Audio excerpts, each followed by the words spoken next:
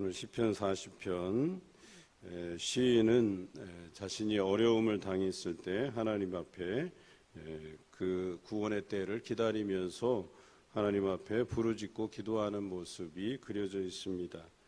그런데 그가 그 어려움에 대해서 하나님만 바라보면서 기도하는 이유는 과거에 하나님께서 자신을 도왔던 그 경험을 기초로 하고 있다라고 하는 것이죠.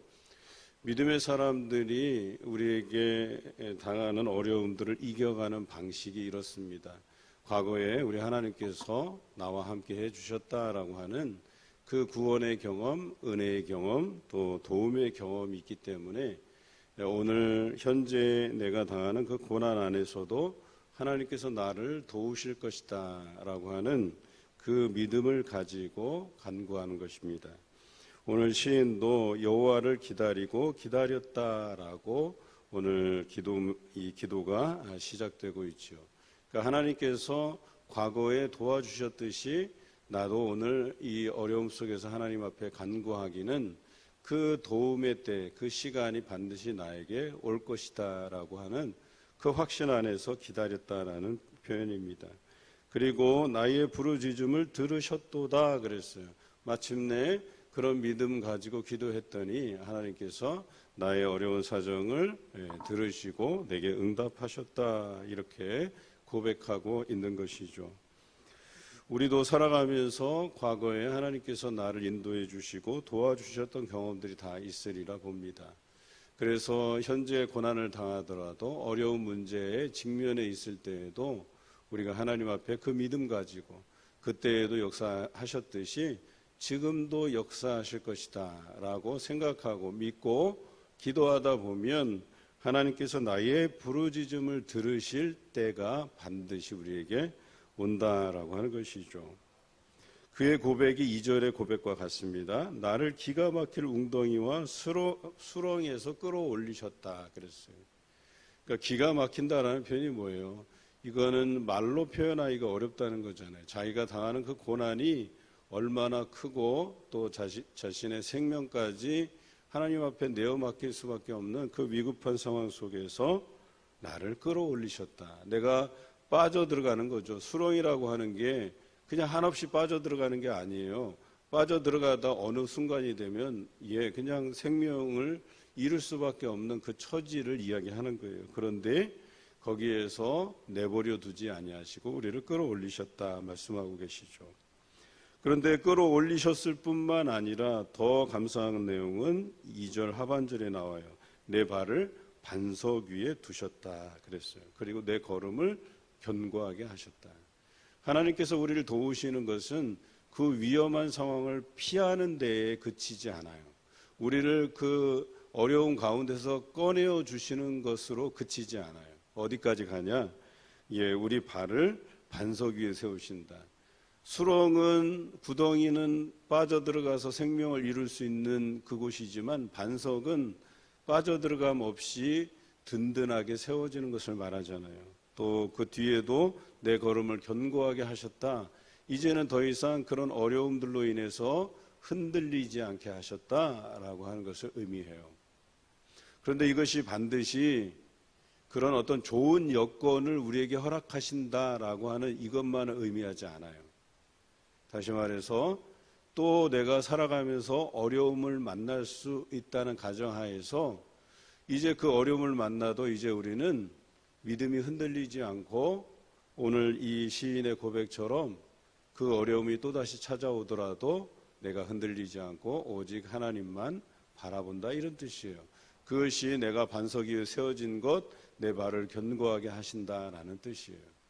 그래서 다시 어려움이 찾아와도 나는 흔들리지 않고 주님만 바라보고 또 기도할 때 하나님께서는 반드시 그 음성에 귀 기울이시고 우리에게 응답해 주신다라고 하는 이 믿음의 고백을 드리고 있다라고 하는 것이죠.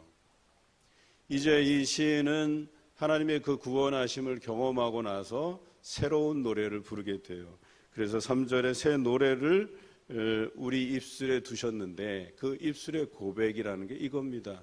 이런 구원의 경험이 하나님께서 나를 도우신 경험이 내 개인의 고백으로 그치지 않게 하신다는 거예요. 쉽게 말해서 내 개인의 구원으로 끝나는 것이 아니라 이제는 구원받은 내가 입술로 하나님께 어떠한 노래를 고백하느냐, 이것은 나만을 위한 하나님이 나를 도와주시는 분이실 뿐만 아니라 오늘날 하나님을 따르고 하나님을 믿고 섬기는 하나님만 바라보는 모든 사람에게도 이러한 하나님의 응답하심이 있다라고 노래하게끔 하신다는 거예요. 개인의 구원의 경험이 공동체의 구원의 경험으로 옮아가도록 전파되도록 하신다라고 하는 것이죠. 여러분, 한 개인의 그 기도가 응답되는 것은 그 사람 개인으로서의 경험으로 그치게 하시려는 하나님의 계획이 아니시고, 그 사람에게 새로운 노래를 이렇게 입술에 두시는데, 그 노래가 뭐냐? 나만 하나님께서 구원하시는 게 아니라 여러분에게도 놀랍고 기이한 일들을 행하시는 하나님이시다라고 노래하게 하신다라고 하는 것이죠. 그래서 내가 노래할 때 3절 하반절에 보면 많은 사람이 보고 두려워하여 여호와를 의지하리로다, 이렇게 기록하고 있어요. 나만이 믿고 섬기는 하나님, 나에게만 구원의 경험이 있게 하시는 하나님이 아니시라 오늘날 이런 하나님이 여러분에게도 경험되고, 여러분들이 이런 하나님이 정말 놀랍고 두려우신 존재이시고 능력이 많으신 분이시고, 저 사람뿐만 아니라 내가 기도해도 내 기도마저도 들으시는 하나님이시구나 라고 하는 깨달음을 주시도록 우리의 입술로 노래하게 하신다, 이런 뜻이에요. 오늘 여러분들에게 하나님께서 새로운 경험들을 하게 하세요.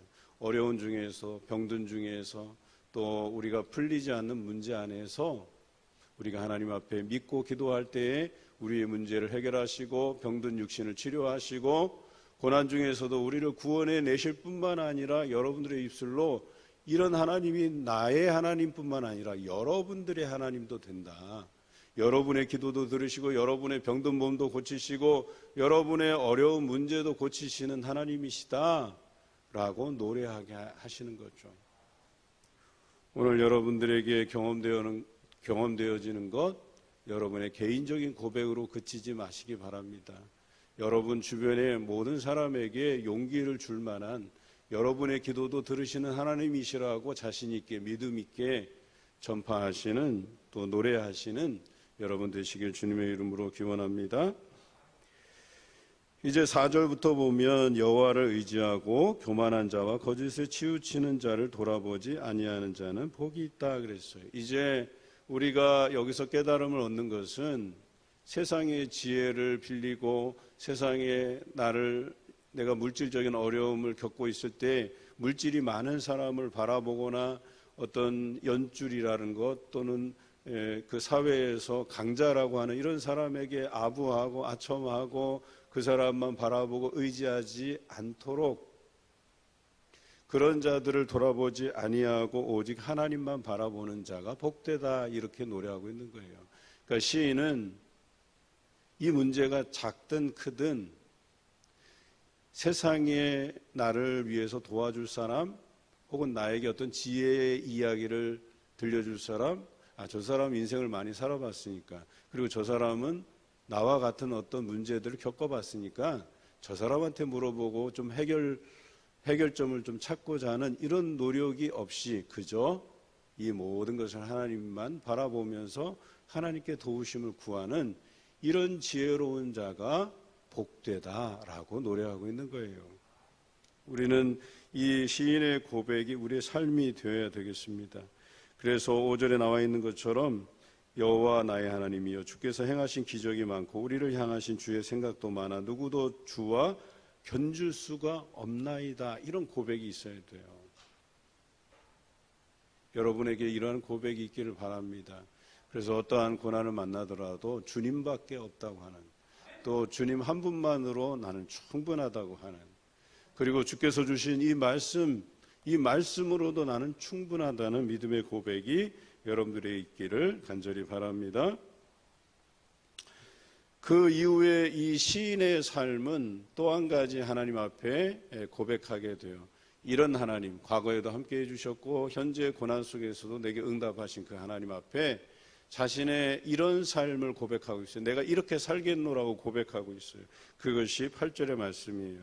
나의 하나님이여, 내가 주의 뜻 행하기를 즐기오니 주의 법이 나의 심중에 있나이다.